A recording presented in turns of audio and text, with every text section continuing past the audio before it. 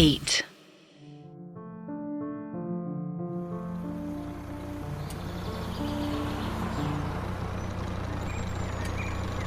सुनसान सा हाईवे।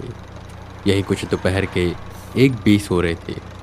एक बस वेदा को पीलीभीत के एक सुनसान सी जगह पर उतार कर चली जाती है, जहां ना आसपास ज़्यादा बिल्डिंगें थी, ना कोई घर थे। बस कुछ लग के गांव थे, वो भी छोटे छोटे। वो इलाका थोड़ा जंगली इलाका था। जैसे उस अघोरी ने बताया था वेदा को कि वो पीलीभीत जाए, वहां पर एक कैद बेताल है, एक पेड़ के नीचे, उसे ढूंढे। और वेदा उसे ढूंढते ढूंढते यहाँ तक आ गए थे, पर वो एग्जैक्ट कहाँ पर है वेदा नहीं जानते थे, और उसे वेदा को ढूंढना था। वेदा हाईवे के साइड साइड में जाते रहते, यहाँ वहाँ देखते रहते। वो कोशिश कर रहे थे कि उसकी एनर्जी उन्हें सेंस हो जाए। हालांकि उन्हें काफ़ी एनर्जी सेंस हो रही थी, पर वो बस वही वीक स्पिरिट्स की थी। वेदा को तलाश थी एक ताकतवर प्रेजेंस की, एक नेगेटिव पावरफुल प्रेजेंस। खैर, थोड़ी दूर और जाने के बाद वेदा को एक चाय की टपरी दिखाई दी, और उसके बगल से एक कच्ची सड़क उस जंगल के अंदर जा रही थी। वेदा पहले उस टपरी पर रुकते हैं, चाय पीते हैं, और चाय पीते पीते बस वो उस रास्ते की ओर देख रहे थे, क्योंकि वहां से उन्हें कुछ सेंस हो रहा था।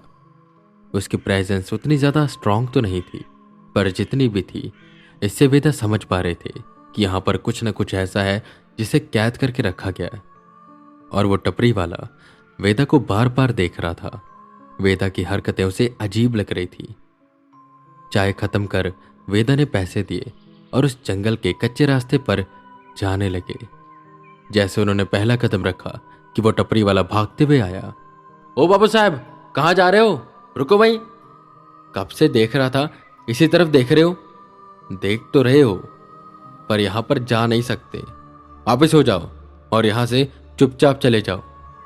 वेदा उसकी ओर देखते हैं। वो थोड़ा गुस्से में था और थोड़ा डरा हुआ लग रहा था।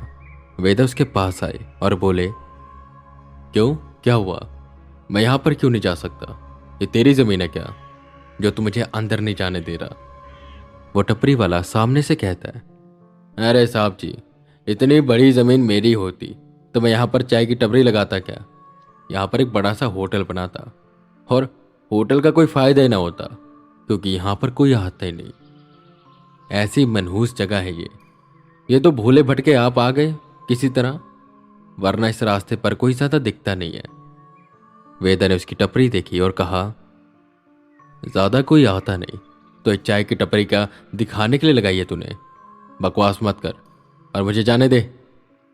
जिस पर वो टपरी वाला वेदा का हाथ पकड़ता है और उन्हें अपनी टपरी पर वापस लेकर आता है।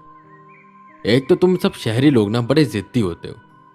यही बगल में गांव है मेरा, वहीं पर रहता हूँ मैं, खेती करता हूँ, और ये टपरी तो बस टाइम पास के लिए है। यहाँ से आती जाती गाड़ियाँ देखता हूँ, कोई राह भटक जाता है उसे रास्ता बता देता हूँ, और इसी बहाने थोड़ी चाय बिक जाती है और दिन भी टल जाता है। और आप जैसे ना जाने कितने लोग आते हैं, उनकी जान को खतरे से बचाता हूँ जो यहाँ पर जाना चाहते हैं। साहब जी, ये रास्ता खतरों से खाली नहीं है, यहाँ पर मत जाइए।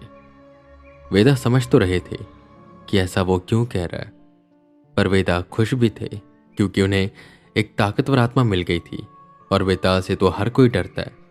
वेदा की आदत है हर जगह की बैक स्टोरी पता करना, तो वेदा ने पूछ लिया, मैं एक टूरिस्ट हूँ और ऐसी जगहों पर घूमना मुझे पसंद है, इसलिए मैं यहाँ पर आया।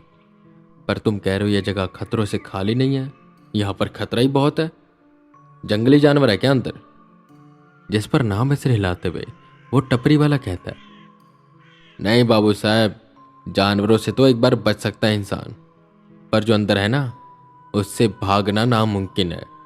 कितने ही आपके जैसे शहरी लोग आए, अंदर गए पर वापस ही नहीं निकले। हालांकि उसकी आत्मा कैद है, पर फिर भी वो सबको मार देता है, इसलिए कह रहा हूं मत जाइए वहां पर। वेदा ने एक और सवाल पूछा, पर ये आत्मा है किसकी, और इसे कैद यहां पर किसने किया? वो टपरी वाला वेदा को देखता है और कहानी सुनाना शुरू कर देता है। कहानी उस कैद आत्मा की। अब वो आत्मा किसकी है ये तो मैं नहीं जानता, क्योंकि वो मेरे पैदा होने से पहले वहां पर कैद है। पर जो कहानी मेरे पिताजी मुझे सुनाते हैं उसके हिसाब से बहुत सालों पहले यहाँ पर एक क्रूर राजा रहता था जो बेहद ही निर्दयी था। जो भी उसका अपमान करता या उसकी बात को ना मानता उसे बेरहमी से मरवा देता। ऐसे ही एक दिन यहाँ पर पंडित आया, बहुत ही विद्वान पंडित। वो जिस भी जगह पर जाते थे सारे राजा उनकी सेवा करते थे, उनसे ज्ञान लेते थे। और ये जो क्रूर राजा था ना, ये प्रजा पर काफी जुल्म करता था, उनसे काफी कर लेता था। और इसीलिए वो जो पंडित थे वो उस राजा को समझाने आए थे, पर हुआ कुछ उल्टा ही। वो राजा को समझा रहे थे पर सामने से उस राजा ने उनकी कोई कदर नहीं की, उनके मुंह पर स्वर्ण मुद्राएं फेंकी और बेइज्जत करके वहां से जाने को कहा। पर पंडित जी को भी गुस्सा आ गया। वो उनसे कहने लगे कि तुम्हें राजा होने का कोई हक नहीं, तुम्हारे अंदर घमंड है, तुम्हारा सत्यानाश होगा, ऐसी काफी चीजें बोली। और जैसा कि राजा था अपमानी, क्रूर भी था, उसने उस पंडित का सर धड़ से अलग करवा दिया। और जो पंडित शिखा रखते हैं उस कटे सर को उसने शिखा से उस पेड़ पर बांधा और वहीं पर लटका छोड़ दिया। और प्रजा से कहा उस पर पत्थर फेंके, थूके और उसका अपमान करे। मरने के बाद भी उसकी आत्मा ये देखकर तड़पनी चाहिए। पर उसके बाद जो हुआ ये किसी ने सोचा नहीं था। 2 दिन बाद ही उसी पेड़ पर उस राजा की लाश मिली, वो भी लटकी हुई। धीरे धीरे राज्य में भूखमरी आई, सूखा पड़ा और सब खत्म हो गए। वो राज्य महल पूरा खंडर हो गया। अभी भी है यहीं से थोड़ी दूरी पर, लोग आते हैं देखने, पर इतना ज्यादा किसी को पता नहीं उसके बारे में। और ये जो कच्चा रास्ता है, इससे थोड़ा आगे जाएंगे ना तो वो पेड़ दिखाई देगा, वही पेड़ जिस पर उसका कटा हुआ सर टांगा गया था। काफी वक्त बीता, चीजें ठीक हुई और यहाँ पर एक गांव बसा। पर वो आत्मा सबको तंग करती थी। कुछ विद्वान बाबाओं को बुलाया गया, उन्होंने उसकी आत्मा को मटके में कैद किया और वही पेड़ के नीचे गाड़ दिया। पर उसका धड़ कहाँ पर है ये किसी को नहीं पता था। सर तो कैद हो गया पर धड़ तो खुलेआम घूम रहा है, और अभी भी वो धड़ खुलेआम घूमता है। इसी वजह से गांव खाली कर दिया गया। ये जो आत्मा है बहुत खतरनाक है, इसलिए आपको समझा रहा हूं यहां पर मत जाइए। कहानी काफी इंटरेस्टिंग थी, पर उस अघोरी बाबा ने जो वेदा को बताया था वो थोड़ा सा अलग था। और ये थोड़ा सा अलग शायद टपरी वाला पूरी कहानी नहीं जानता, और वो बेताल होगा जिसे ये कोई पंडित की आत्मा समझ रहा है। खैर, वेदा ने हामी भरी और वो उठकर चले गए, पर उस रास्ते पर नहीं, क्योंकि वो जानते थे अगर वो उस कच्चे रास्ते से जाएंगे तो ये टपरी वाला उन्हें रोकने आ जाएगा। तो वो थोड़ा आगे गए और जंगल में घुस गए। वो उस ताकत को सेंस करते करते आगे बढ़ते जा रहे थे।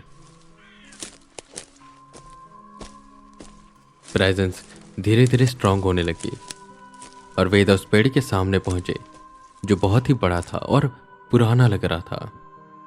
वेदा उसे देखकर समझ गए कि यह वही पेड़ है जिसके बारे में वो अघोरी बता रहे थे।